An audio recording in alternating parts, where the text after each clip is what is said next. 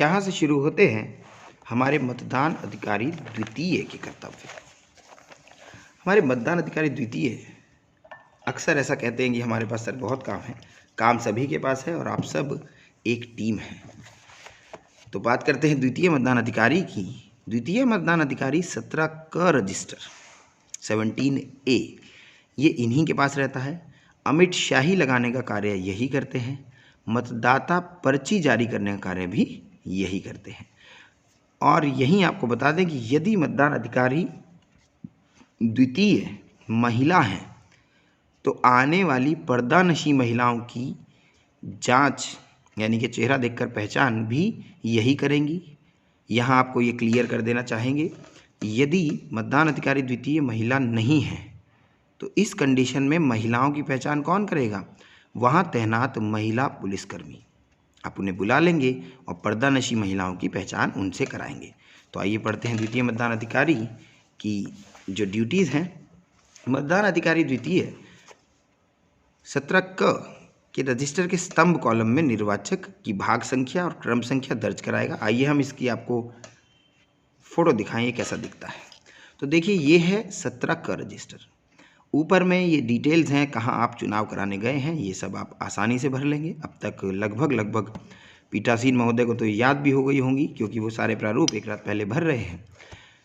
उन सब में अपने एड्रेस डाल रहे हैं तो उनको ये मालूम है। तो यहाँ देखिए क्या है, क्रम संख्या। ये क्रम संख्या आपके रजिस्टर 17 क की है। इस 17 क में 1200 मतदाताओं की एंट्री की जगह बनाई जाती है। 1200 तक क्रम संख्या इसमें लिखी है, पहले से छपी आती है।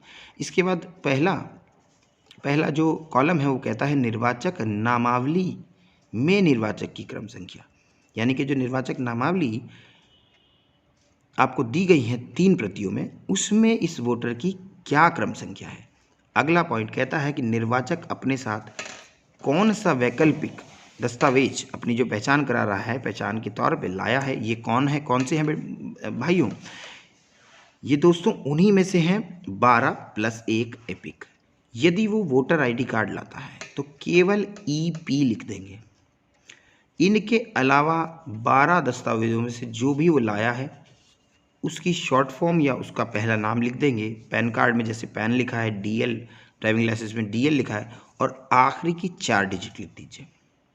ये आपको आवश्यक तौर पे करना है। इसके बाद तीसरा जो कॉलम है, यहाँ निर्वाचक के हस्ताक्षर एवं अंगूठे का निशान। जो अंगूठा लगाना चाहता है, जो निरक्षर है अंगूठा लगा रहे हैं, उनका अंगूठा लगवाना है। हस्ताक्षर का मतलब है पूरा नाम। यहाँ मैं एक बात आप लोगों को और बताना चाहूँगा। प्रत्येक पेज के ऊपर मतदान अधिकारी द्वितीय ये ज़रूर सुनिश्चित करेंगे कि प्रत्येक पेज के सबसे नीचे वो ये ज़रूर लिखते चलें कि कितने वोट वोटर आईडी कार्ड से पड़े हैं और कितने अन्य दस्तावेजों से।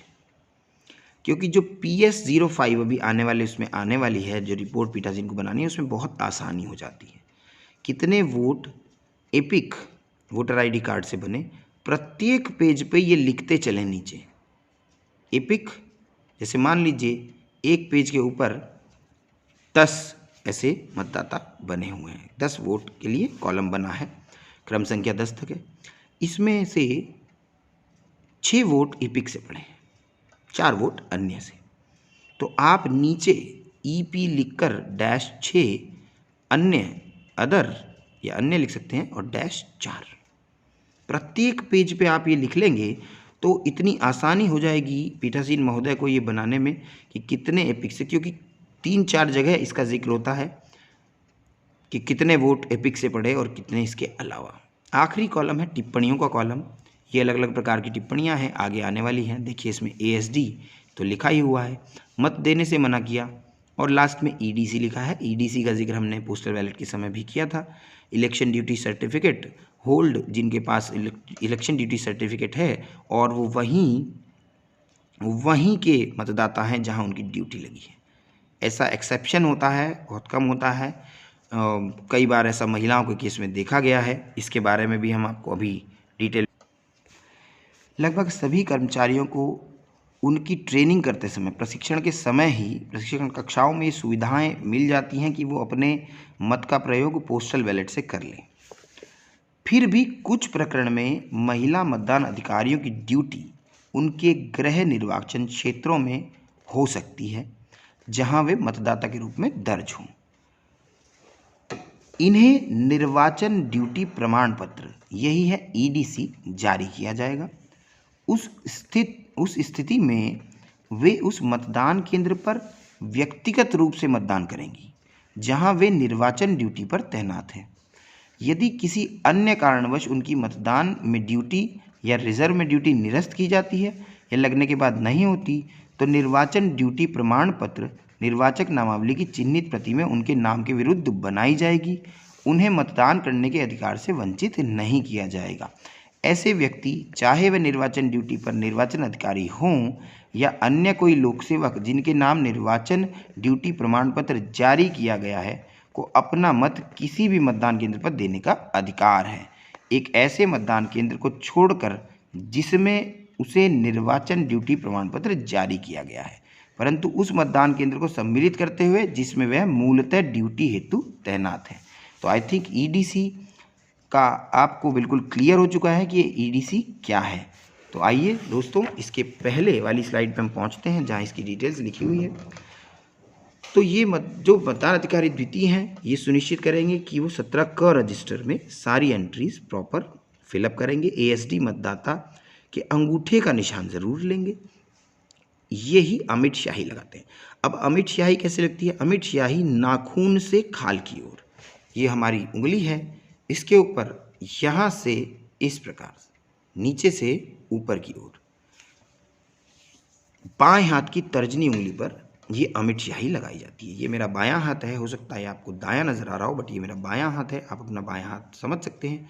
बाएं हाथ की तर्जनी उंगली पर नीचे से ऊपर नाखून से खाल की ओर, यदि किसी मतदाता की बाएं हाथ की फर्स्ट फिंगर नहीं है, तर्जनी उंगली नहीं है, तो उनकी दूसरी उंगली, इसी हाथ की दूसरी उंगली पर नाखून से उंगली की ओर, यदि ये भी नहीं है तो तीसरी, यदि ये भी नहीं है तो चौथी, अगर ये भी नहीं है तो अंगूठा। यदि उनकी कंडीशन ऐसी है कि उनका हाथ नहीं है, तो दोस्तों जहाँ तक हाथ है वहीं इसको अमिट स्याही को नीचे से ऊपर लगा दी जाएगी। यदि ये हाथ यहाँ तक कटा हुआ है तो यहाँ लगा दी जाएगी, यहाँ तक कटा है तो यहाँ लगा दी जाएगी। और अगर बायां भाग इंक लगाने योग्य स्थिति में नहीं है तो उनके ऐसे अशक्त मतदाताओं के दाहिने हाथ की तर्जनी उंगली नीचे से ऊपर, यदि ये नहीं है तो दूसरी, इसके बाद तीसरी, चौथी, पांचवी, और यदि दोनों हाथ, ये हाथ क्षतिग्रस्त है या कटा हुआ है, इस स्थिति में नहीं है, तो दूसरे हाथ जहाँ तक वो विजिबल हो वहीं आप नीचे से ऊपर लगा देंगे। यदि दोनों हाथ ऐसे मतदाता के नहीं हैं और वो अपने साथ सहायक लाए हैं, तो इस मतदाता के किसी ऐसे स्थान पर जो आसानी से विजिबल है और उन्हें, यानी कि मतदाता को कोई आपत्ति नहीं है ऐसे स्थान पर इंक लगवाने के लिए, तो उनको अमिट स्याही उसी स्थान पर लगा दी जाएगी। ये याद रखें कि अमिट स्याही ज़रूर लगानी है नीचे से ऊपर की ओर। तो देख लीजिए, बाएं हाथ से शुरू करना है और अकॉर्डिंग टू द कंडीशन, जो भी सिचुएशन हो, तब आप दाएं हाथ पर मूव करेंगे, अन्यथा दाएं हाथ पर केवल और केवल अमिट स्याही सहायता करने वाले, यानी कि सहायक के हाथ पर लगती है। अभी मैं आगे वाले सेगमेंट में बताऊंगा। तो मतदाता के लिए हमने कंडीशन क्या रखी है? बाएं हाथ की तर्जनी उंगली। उसके बाद की एक्सेप्शंस हैं, उनको आप रिपीट करके फिर से देख सकते हैं। तो ये अभी तक 2 कर्तव्य हम इनके देख चुके हैं। तीसरा कर्तव्य है मतदाता पर्ची। मतदाता पर्ची की फ़ोटो ये है। मतदाता पर्ची ऐसी दिखती है। मतदाताओं के रजिस्टर के स्तंभ 1 के अनुसार निर्वाचक क्रम संख्या, क्या उनकी क्रम संख्या है? निर्वाचक नामावली में यथा प्रविष्टि निर्वाचक की क्रम संख्या, और मतदान अधिकारी के छोटे से हस्ताक्षर हो जाते हैं। यहाँ ये मतदान अधिकारी द्वितीय ही करते हैं। अब इस पर्ची को देखिए, यहाँ तीनों हमने इसमें कवर कर लिए हैं। आप पढ़ सकते हैं, इसको पॉज करके वीडियो को आराम से पढ़ सकते हैं। यहाँ वही लिखा है जो मेरे द्वारा बताया गया है। एएसडी लिस्ट के मतदाताओं से अंगूठे का निशान लेना अनिवार्य है। पर्दानशी महिलाओं की या मतदाताओं की पहचान सिर्फ महिला कार्मिक द्वारा ही की जाएगी। अब ये महिला कार्मिक दोनों हो सकती हैं। हस्ताक्षर या अंगूठा निशानी लगाने से मना करने की दशा में उसे वोट डालने की अनुमति नहीं दी जाएगी। इसके बारे में हम जिक्र करेंगे।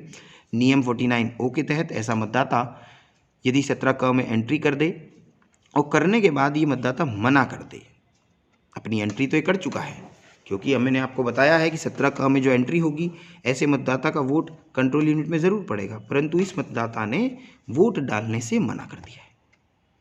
तो इस कंडीशन में दोस्तों ऐसे मतदाता की टिप्पणी कॉलम में देखिए, यहाँ मैंने आपको दिखाया था, ये देखिए यहाँ लिखा है मत देने से मना किया।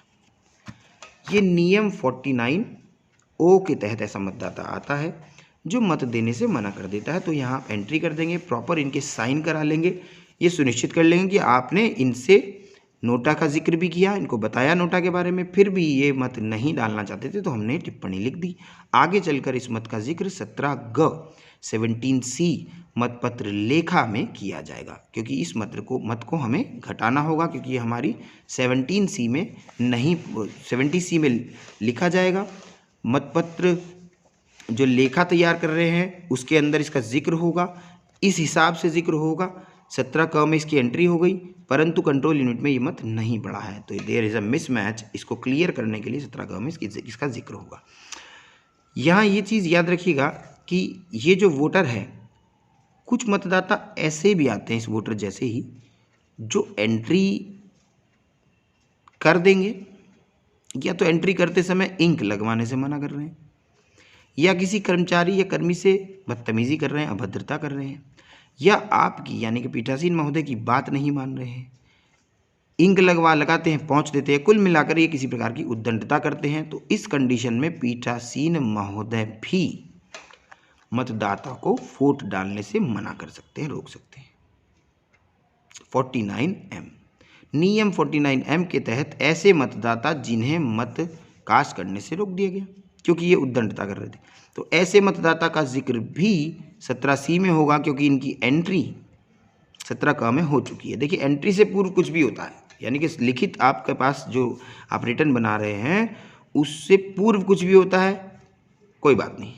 कोई आया, सर मैं वोट नहीं डालना चाहता, कोई बात नहीं है, आपकी इच्छा है।